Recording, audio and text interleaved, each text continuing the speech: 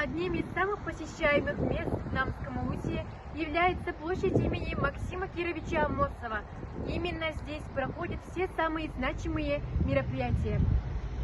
Здесь установлен памятник выдающемуся политическому и государственному деятелю Максиму Кировичу Амосову.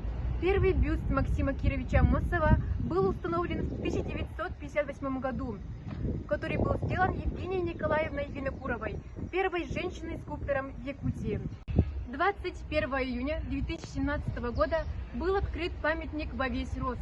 Автор памятника – член Союза художников России Владимир Курочкин. Постамент был сделан членом Союза архитекторов Российской Федерации Сергеем Лукиным.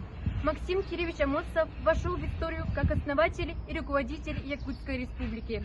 Он вошел в историю кыргызского народа как первый руководитель Кыргызстана. Человек огромного мужества, погиб до последнего, веря в правоту своего дела, в которое посвятил все свои усилия, веру и любовь к своей родине.